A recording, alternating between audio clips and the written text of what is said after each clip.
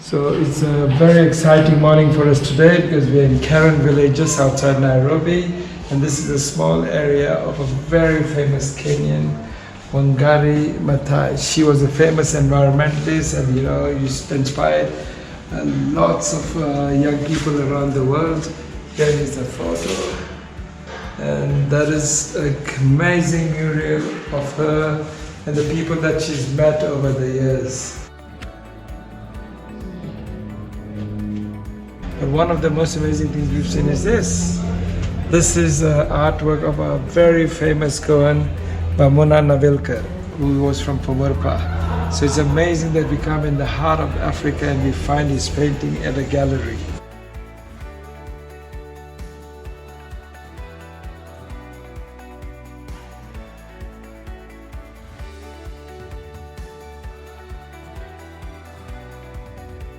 My name is Kamunyo Ajuke. I'm a sculptor, painter. Yeah, I'm an artist. And how long have you been at Karen? I've been here for about 7 years. Oh, Yeah. okay. Yeah. And this is some of your work? Yeah, this is I'm working on a. So one of the interesting bits that we've seen here today is this piece of wood here, but it's not just any piece of wood. It's a special wood and a special dough from a very special place in Kenya called Lamu, L-A-M-U. It's a very famous touristic area. And this is how they designed the doughs. If you have a look, beautifully done.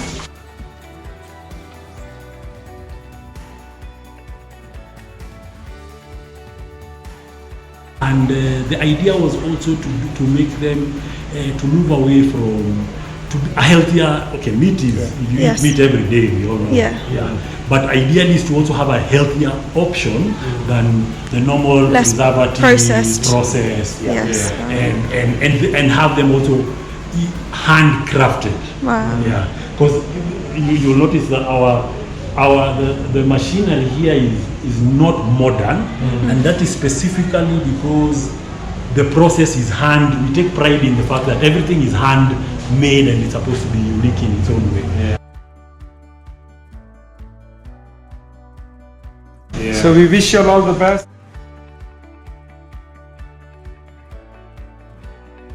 Well, I haven't asked for a cup of tea, and look what a whole more than a mug has turned up, and ugali made of maize is a favorite. Yeah, brown ugali, so it must be healthy. And there's this big fish here called tilapia. And ask Goreta, she knows the others. So this is smoked beef, really matured and seasoned and smoked. And this is spicy chicken or Kenyan chicken. And tilapia, whole tilapia cooked with spices. Good. Does it taste like normal ugali or different? Tastes completely different. Yeah. Nice texture and moist. I could eat this in Goa. Today, a surprise is this dish is made of millets. So we've got millets that is all over Kenya. It's like one of their staple foods, but to have this with lunch, something different. So hi, we are in Nairobi, but at a very unique place. This is a cemetery when the British were here, and they, as usual, divided the cemetery. So there is a Jewish area, there is one for the natives, blacks, one for Kenyans, and one for Goans. Can you believe it? The Goans have a separate cemetery. But we are here at the Murumbi Peace Memorial. So Murumbi was not just any person. His father was a Goan and his mother was a Maasai. So his original surname, the family surname, is Zuzate. So it was Joseph Zuzate, but his father was visionary in those days and asked him to change his surname from a Goan surname to a Kenyan surname, which is Murumbi.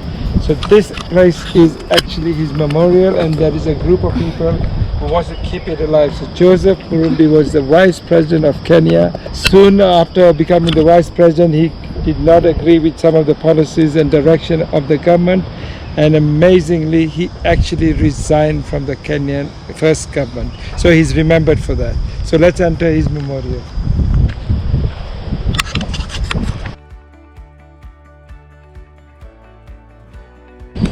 So this is is Joseph Murumbi's grave. As you know, he was half Goan. His mother was Maasai, his father was Goan, and his original surname was Zuzete from Salsette, but he changed it to his mom's surname, Murumbi. And the grave, that's his wife's grave, Sheila Murumbi. But apparently there were sculptures here on top which have gone missing. But this hall is a memorial to him.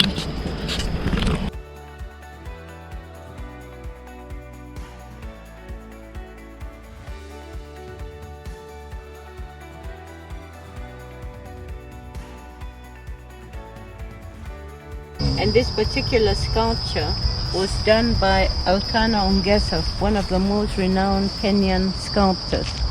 Just he did it in memory of Joseph and Sheila Murumbi.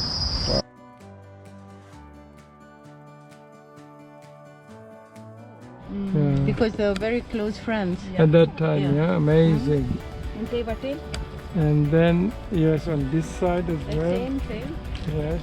So that's on Murumbi, talking about Murumbi. Yeah, so here they've got a bit of him. Yeah.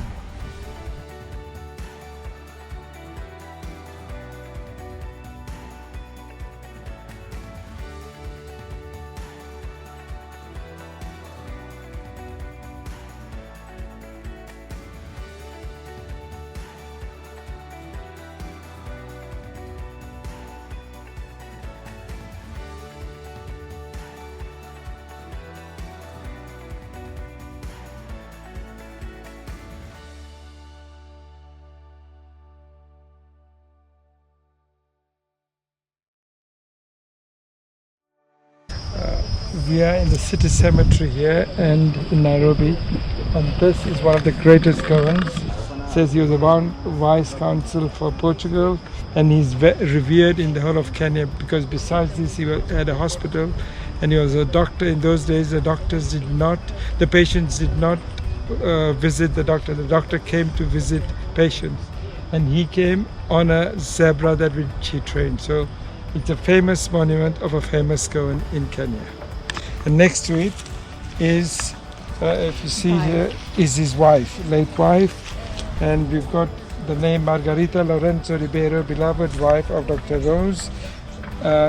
She was born in 1882 and died in 1966. So both of them are near to each other. So these two great Goans, and a third one is the late great Pio Gama Pinto, who was assassinated on the 2nd of May 1957. So he was a freedom fighter originally from the village of Saliga. He's got roots in Saliga. We've got a very interesting gentleman here. Your name is? My name is Luis Maganga. Luis Maganga. And what is your job now? You are doing something very interesting. Yes, part of what we do, part of what I as well as other colleagues are doing is to keep the memory of all these people who are buried here alive. Okay. So we do what are known as reflections. We talk about the contributions that they made throughout the history of the country. Yeah. We talk about some of the lessons that we draw from the lives that they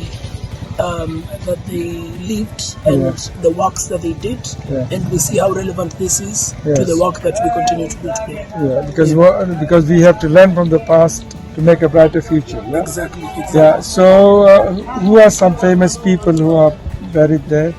There's some very famous Goans, that is Dr. Ribeiro, but the one that we draw most inspiration from is Pio Gama Pinto, who is buried there. He was buried there in 1965, and he died after an assassination that was done in February 24th, 1965. Yes. And we celebrate him because he played a very key role in the liberation struggle of Kenya. He was part of the movement to freedom and liberation here in Kenya, and also he took part in the liberation struggle in other parts of the continent as well.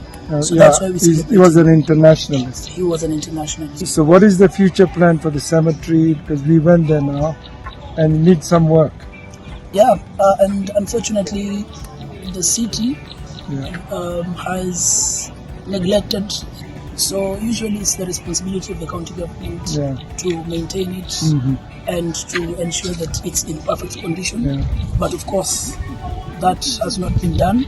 So there has been attempts to petition the city government to do something about it, to make sure that this entire park is maintained. And of course, most importantly, this cemetery here is maintained. Which group are you in? I'm part of Ukombozi Library. Yes, it's a community library. Yeah, but funded by? Funded by its own members. Oh, people. Yes, That's amazing. Wonderful. So thank you so much. That was very insightful. Yeah, thank you. Yeah, hi. We booked an Uber from Nairobi city center to our residence in Nairobi, and we met a very interesting driver who knows a bit of history. What's your name, sir? My name is Michael Ndegwa. Okay, and are you a resident of? Yeah, I'm born and bred in Nairobi. Nairobi. And how long have you been doing this job? I've been doing it for the last 2 years or so. Okay. 2.5 years. No, so we, if people want to use your service, what do they connect? How do they connect? So My phone number is 07 yes 21 914 902. Yes, great. If you ever go with him on a Uber ride in Nairobi, you will get a lot of history and know-how of Nairobi. Thank you. Thank you Thank you very much.